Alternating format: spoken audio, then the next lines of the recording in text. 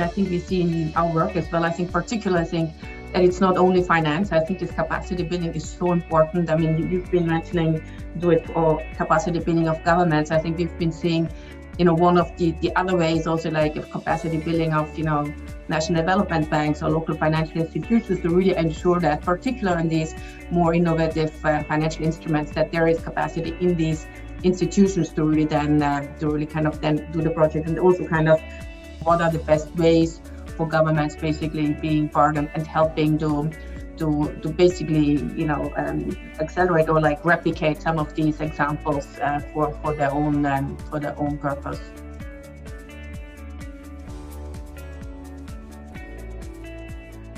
The thought process in a lot of governments, especially I would say local governments, when structuring a project, is the most let's say the simplest way to move forward. And sometimes that actually works well in implementing projects. When we are structuring a leverage structure which blends public and private money, necessarily there is an apportioning of risks. There necessarily has to be creation of legal contracts. There necessarily has to be an inclusion of clauses which says what if some things don't happen, and who bears the liability for that.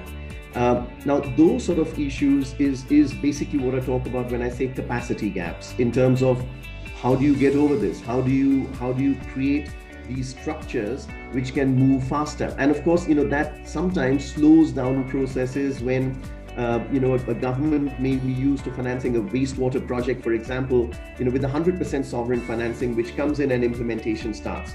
When you start bringing in the private sector, you're looking at value for money, returns, the risks, the guarantees, etc. And that has been an issue that we have seen in a number of projects. And those are the real issues in really structuring leverage transactions. I'll stop with one example. How did we see an acceleration of projects in some of this, in some other parts of the world? And I go back to an example of India. So when I was working on the PPP initiative of India, I promised not to speak about PPPs, but here it is. In India, they created something called a model concession agreement, an MCA. And therefore it started with roads, and then it's gone into ports and aviation, etc.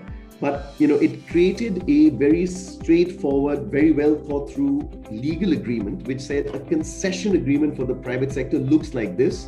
And this is what you local governments need to follow to a large extent.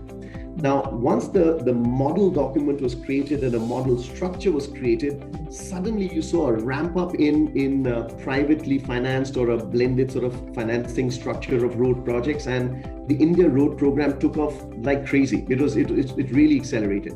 Now, some of those things may need to come into renewable energy or renewable distribution projects, where you can identify certain models of how you finance a project, apportion the risks and say, let's try this. Of course, as a banker, I would always like to do bespoke. I would always like to structure a particular project on its own risks and merits. But this could be a way to accelerate significantly this issue of capacities, not to be able to understand how to structure projects at local government levels.